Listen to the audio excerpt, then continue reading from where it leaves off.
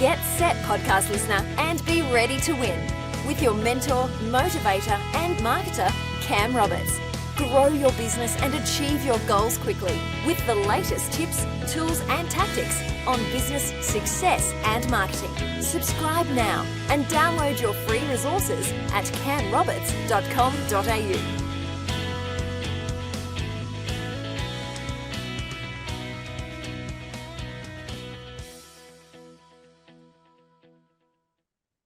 Hey everyone, Cam Roberts here. Welcome to the podcast show, Personal Brand Talk. Today's very special guest is Doug Howarth.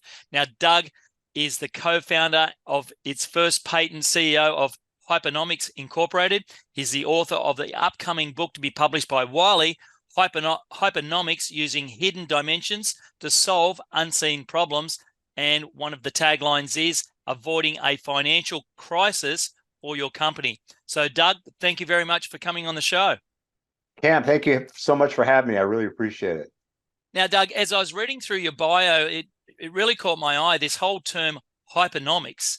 Before we kick off, can you tell us a little bit of a story about how you got to where you are today? And then secondly, what is hypernomics? Oh, okay. Well, how I got to where I am today is the story goes that I was out shopping with my wife for a washing machine. And gone to several stores, and we finally rolled up to a big box store here in the United States. And we came up to the front of the washing machine section, and she says, you know, at home, we don't have a very big capacity there. And I started to look at the washing machine we were looking at, and I thought capacity versus price. And I said, well, that's a two-dimensional problem. And she said, you know, back home, the one we had didn't have too many delicate cycles. I want more cycles on this one thing. I thought cycles versus price. So now she's doing a problem in 3 dimensions. And so I liked the model that we were looking at, and so did she. And then I saw the next one up the line, and more cycles, bigger capacity. And I said, what about this one? And she said, that's too expensive.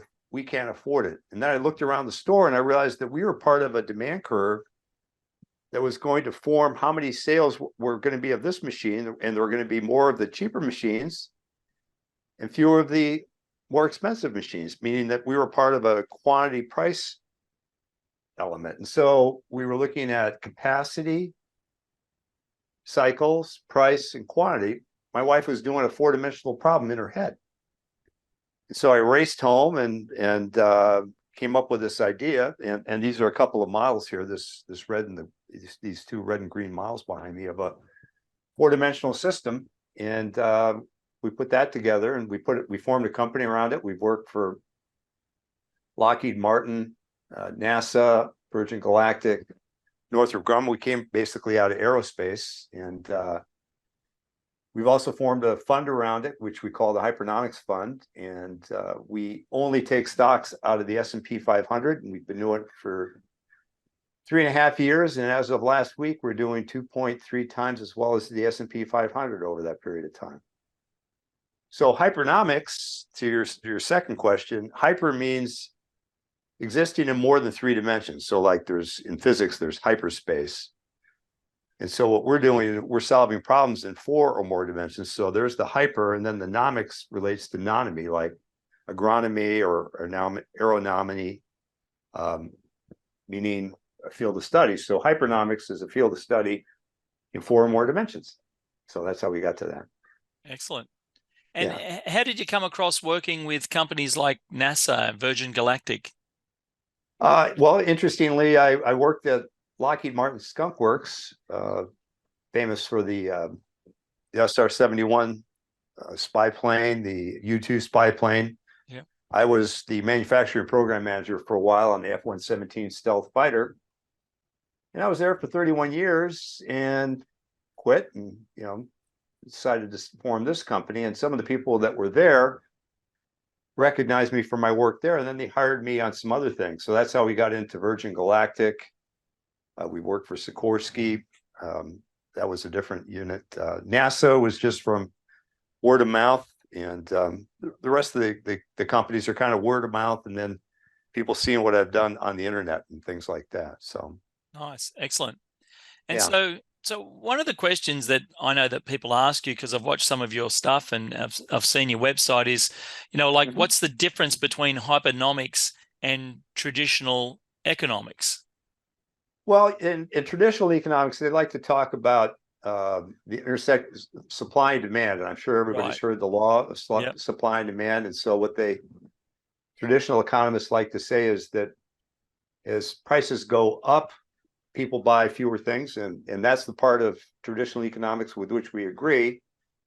And then they say that in every market there is a single equilibrium point where a single upward sloping supply curve intersects the demand curve. And for simple things, dating back to when economics kind of was formalized back in the 1700s and 1800s, it was true that, for example, you only had one price for iron ore. You might only have one Right. price for bread in a town. Yep.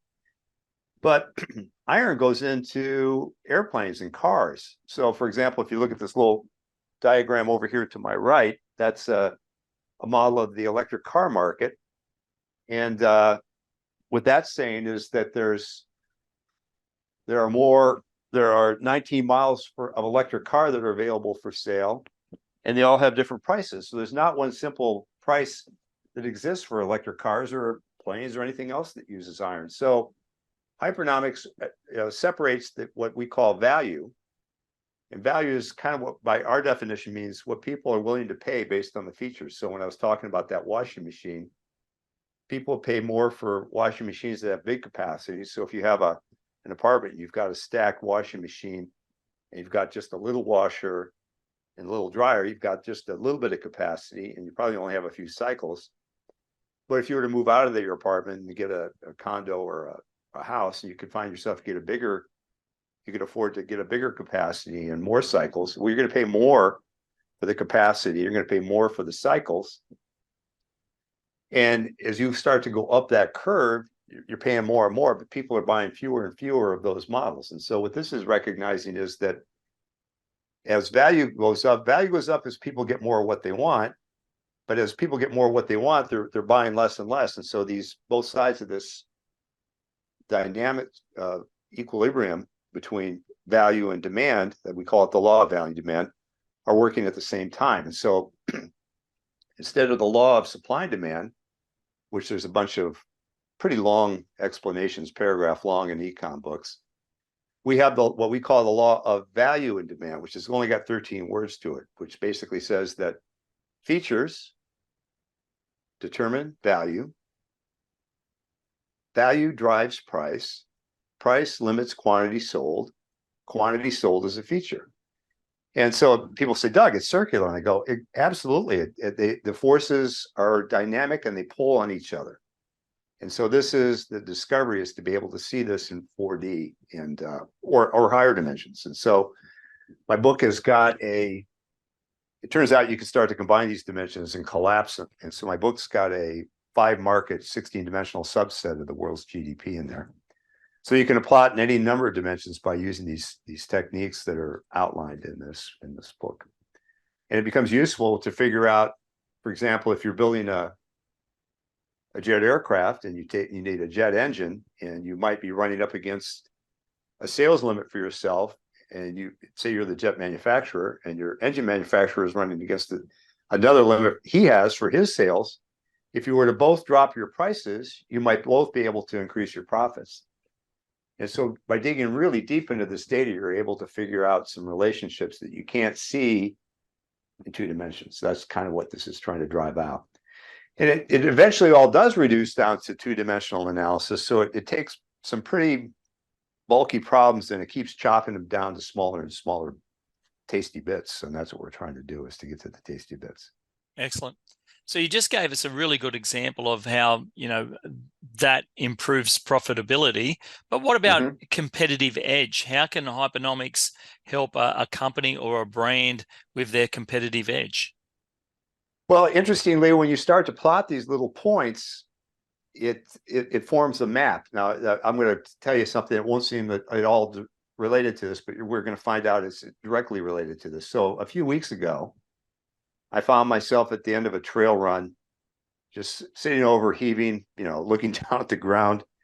And I was studying ants like Richard Feynman used to do. And I'd never studied ants before. And I just said, Feynman used to study ants. I'm going to take a look at this ant for a few minutes.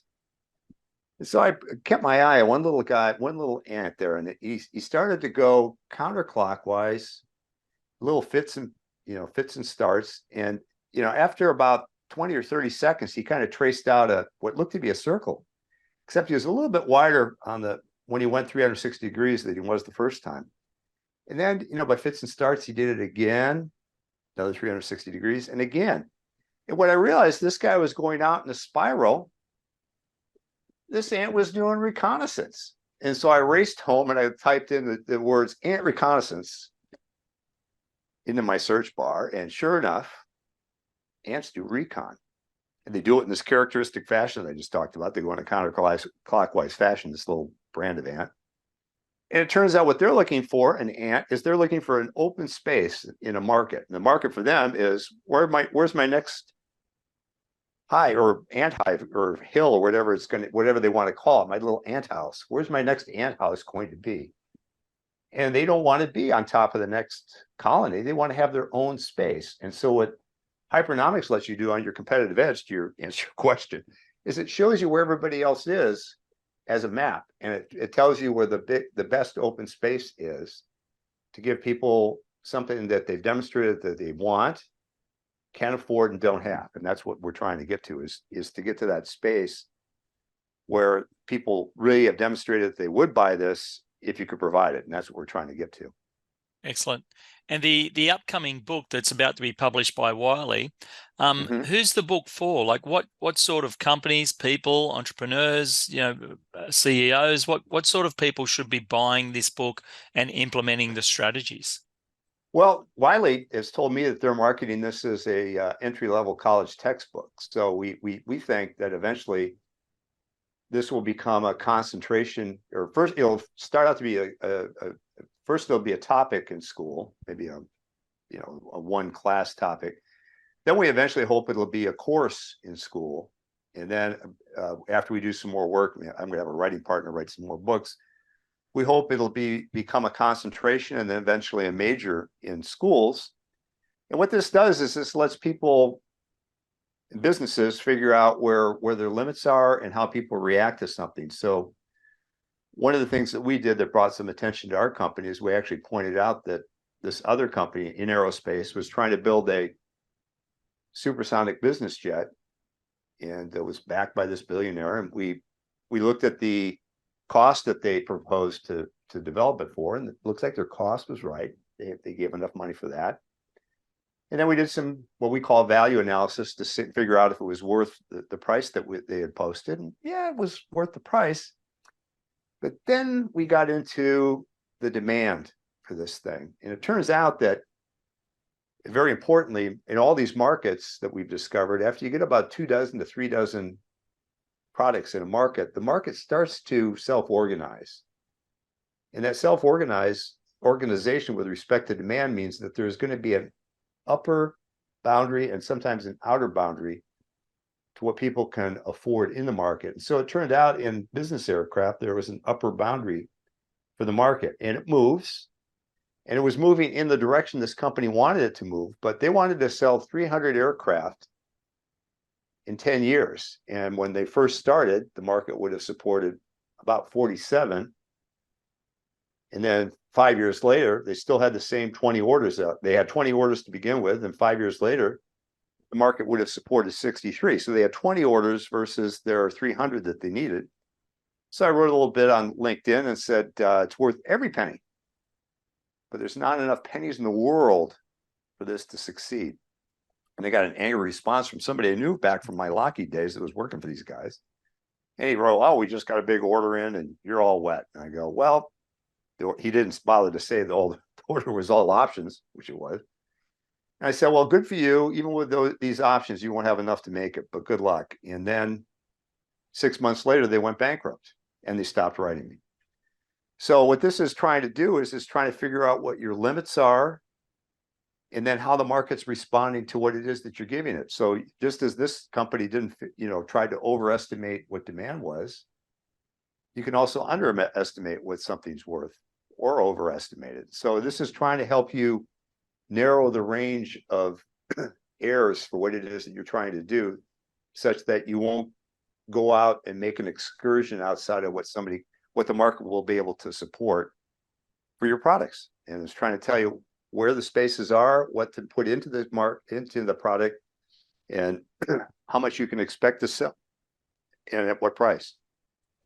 That's really good. Now, I know that you've spoken about business primarily and the markets, primarily, but how does Hypernomics relate to the stock markets? Like, I know you talk about that as well. Can you share a little bit about that? Yeah. I don't know how familiar most of your audience is in the United States with United States, or Australia is familiar with United States baseball, but there was a movie that came out based on a book entitled Moneyball, which was about U.S. baseball, and Michael Lewis, great movie, great book. Great movie. Yeah, great movie. Yeah. And there's a line in there from the Peter Brandt character, which was played by Jonah Hill, which was, we're trying to get down to one number. That one number for them was on base percentage. The number that we're trying to get down to is, well, I can't tell you exactly what it is. We're trying to get down for one number that describes if a stock is undervalued. And what we try to do is we go through the stock market and we go out and start picking stocks based on a bunch of features we think should support the price. Then we check to see if those features can statistically support prices. And then, just much like it there in Moneyball, what we try to do is we try to find companies that are below what the prediction is, that are undervalued for the same kind of reasons in Moneyball. In Moneyball, people would often, discount, say, a pitcher that pitched funny, or somebody that appeared to be overweight, or somebody that had an odd running stance. All these reasons, people would just discard players off the top and say, I'm not going to get that guy because, and they give some crazy reason that didn't have anything to do with his on base percentage. Right. Yeah. Well, it's the same thing here. We're trying to get companies that are undervalued according to these formula that we come up with, and we do it multiple times in multiple ways, and then we see how many times people come up, how these companies come up in these analyses, and then we pick them based on the fact that we have multiple indicators that say that they're undervalued. And then we've picked them all from the S&P 500.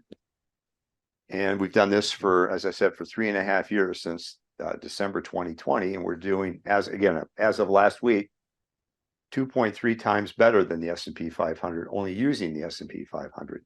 Right.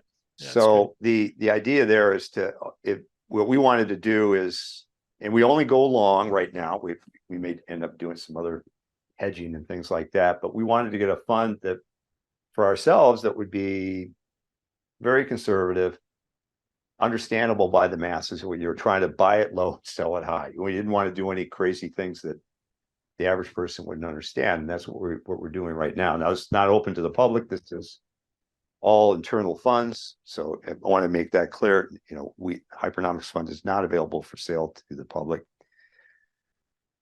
And but the technique was there to prove out both proves out the software, the theory, and then throws a little bit of money our way. That's kind of what we were trying to do. Excellent. Now, we've spoken about a lot, and you've spoken about the models behind you, but I notice you've got some awards or some plaques on your walls there. Do you want to share what they are and how you came about them? Sure. Thanks for asking. These three over here are best paper awards I got from a professional society to my address. I've addressed them about 15 times. So I've got awards from 2011, 2018, and 2023 for the best papers in a tract. So they like that. And over here, this is my U.S. patent that we got for the world's first 4D analytical software. I was part of the team that put that together. I'm not the lead developer, but it was kind of based on some of my techniques. So we threw my techniques, gave it to a couple of really excellent coders, and they came up with some software. And interestingly, just as we went to try to get the thing patented, a ruling came down from the Supreme Court that made it very hard to patent software. So we kind of trudged along for a few years trying to get it patented. We were rejected several times, and I had to keep hanging in there with it and keep going back and going back. And then finally, the patent officer told our guy that he said, well, you're trying to patent mathematics. And what our attorneys finally convinced him of is, no, we're not patenting mathematics. We're patenting the display of mathematics. So when you see these red and green conventions behind me here, and we put the inputs with slider bars and a bunch of clever techniques, and then rank order the independent variables that go there. That was all. Those are all methods to depict something that's existed since the beginning of time. Just like these ants were shopping for real estate, and it turns out this species has been around for 40 million years. So if the ants have been doing this for 40 million years, humans have been doing this since humanity started. And so the math that describes this has been around since humanity started. And it turns out that this is the discovery, the math that's described by this invention, which is this patent here. So that's what that is. Excellent. And yeah. where do you see hypernomics in the future? You know, in an ever-changing world of, you know, pandemics and conflicts and all the stuff that's going on in the world today, where do you see hypernomics, you know, in the next 5, 10, 20 years to come? Well, interesting. You should bring up the pandemic. Somebody challenged me from a group of my friends, challenged me to take the platform and apply it to COVID-19, which I'm presuming I knew Australia had some impact. And we took hypernomics and we discovered that there's in a market, what we're trying to solve for, say, like when it's a stock, we're trying to solve for the price of the stock, right? Or that aircraft, we're trying to sell for the price of it.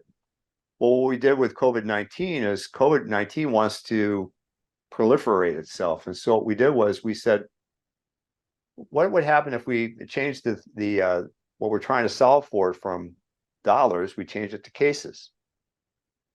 And so what we did is we discovered that if you take cases, this was done in April of 2020, which means the thing with the pandemic was in its infancy then. Yep. And it turned out that if you took the population density, which was expected of a country, and you plotted the countries and the population density, that COVID did really well in countries that were densely populated. That we expected that. But then it turned out that COVID did really well with countries that had a lot of money. Wow. Which is unexpected. That is unexpected, isn't it? And what it turned out was that the people that had a lot of money were the people that were traveling more often. And they were helping to get the infection, the motility of the germ up. And then if you looked on the other side where it was the quantity, it turned out that we had a different type of relationship there. It turned out that all the limiting line for cases included the United States and Great Britain and a whole bunch of countries that were in the northern latitudes and relatively wealthy. And what wasn't expected, the countries that were at the bottom edge of the line were a bunch of countries in Africa and then India and China. Of course, they were underreporting, but they formed this lower bound. And it turned out that one of the things that you got from this was that the virus did really well in temperate zones, and it didn't do too well in the tropics.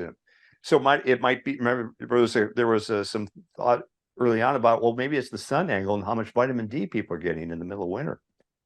And I think they've figured out that that's part of what's going on. But that we figure that these 4D analyses can be applied to medicine. We think it could be applied to bike racing. So, for example, there's some bikers. Some world-class cyclists can put out over 1,500 watts instantaneously, almost over 2 horsepower. Yeah. And it can do that for about 20 or 30 seconds. And meanwhile, these same cyclists, the same group of cyclists, there can be guys that can go 200 watts for 6 hours in a row. And so there's going to be a demand for watts in a cycle race. What enables the cyclist to put out that number of watts? Well, it probably has to do with something in the blood, maybe like hemoglobin, and something in the muscles that you might call muscle density. And so we think that some other fields like kinesiology and exercise physiology could kind of take this data and shove it into there. So we think that the 4D modeling is bigger than just the financial world. It seems like it's got more application in some other fields. But It's our hope that the world will start to adopt this. One thing that we think of that will happen long term is that, when again applying to stocks here, is that right now you see the market doing these dramatic swings all the time. Well, what if everybody or what if more and more people started to, apply this kind of technique and say, you're swinging this much, but, I believe that the stock shouldn't go up that high, it shouldn't go this low. We think that what will happen over time is that these swings are going to start to dampen, and that the frequency of the swings will start to increase. For example, the 2008 housing market crash. Now, that was brought on, another Michael Lewis book, by the way, The Big Short. Well, that was brought on us by a few things, one of which was making the access to mortgages too easy. Another thing was that the rating agencies were probably not marking these bond funds the way they should have been marked. And if two things happen, one is if the mortgages weren't so easily written, and the rating agencies were to write them appropriately, which they're going to be forced to do now that people start to say, hey, I'm going to really rely on this data. We think that the ability for something like that crash to happen will be less frequent. In fact, the current inflation that we see worldwide, I don't know how bad it is in Australia, but here in the United States, they took our money supply, which had been increasing gradually for decades. They took it up by 400%. In 2 quarters. And so the world is feeling the pain of having too much cash just dumped into the system. I don't think that would happen if people were forced to look at what the implications of that happening are in the future. They're going to take this case here and they'll back test it. They'll say, oh, well, I know we needed more money in the market, but did we need to put in 4x what we put in, or could we maybe have gotten by with 1x or 2x? I mean, dampening that by half or 3/4 would have had a tremendous impact on what we're feeling right now, I believe. And that's part of what the testing has to prove. So that's part of what we think this will do, is we think this is going to be a very much a worldwide phenomenon. I mean, so you've got one little team here, working in the fields. The book will come out, that'll change. But we believe this is a power for good in the world, and that you get to see what's going on in the world much more reliably. And so, I was looking down at that little ant. I mean, the ant had to go. You can imagine how high I am relative to this ant. This ant is, 2 millimeters high or whatever it is, 3 millimeters high. He might get up on his back legs to take a look at where he's going. And he's doing this periphery thing. But, meanwhile, I'm up there, as far as he's concerned, I'm up in the upper atmosphere checking out what he's seeing. Well, what we're trying to do is give everybody a bird's eye view of their own market, rather than just bumping into these edges, much like this ant would do, without being able because the ant doesn't have the luxury of being 6 feet tall. But you have with this tool, you have the ability to see down on top of a market what's going on, and where the market's limited, what the market's responding to, what it likes, doesn't like, things like that. So we think that there will be tremendous potential going forward for this. So excellent. And the book Hypernomics, when does it come out? Like, can you give us any hint, Doug, on when the book comes out and where to get it from? It's scheduled, again, the book name is Hypernomics: Using Hidden Dimensions to Solve Unseen Problems. And it's due out January 29th, and it's already available for pre-sale at Amazon, Barnes & Noble. I don't know if you have them down there in Australia. You have Barnes & Noble down there? Oh, great. And you can also find it on Amazon. So, and Wiley's sites. So Amazon, Wiley, and Barnes & Noble, and a few other sites. And January 29th. And I think I'm gonna try to schedule a book tour to hit a few places to sign copies and get the thing rolling there in January. So excellent, very good. Yeah, well, Doug, we're almost out of time, but before we wrap up, other than people grabbing the book from Amazon and Barnes and Noble, if someone wants to reach out to you, or a company would like to talk to you about working with you in any way, shape, or form, how can folks connect with you? Where do they go? You can write me at D Howarth. That's DHOWARTH at hypernomics.com, HYPERNOMICS.com, Doug Howarth at dhowarth@hypernomics.com, or you can go to our website and hypernomics.com. And you can also look for me at LinkedIn. That's my primary social media platform, but which is Doug Howarth, and also on Twitter and a little bit of Instagram, but we primarily do LinkedIn at this point. So excellent. Well, we'll make sure we put all of those notes in the podcast show notes as well. So Doug, great. Appreciate thank you that. very much for coming on the show. Cam, thanks so much for having me. I really appreciated your time here. Thank you so much. Appreciate it.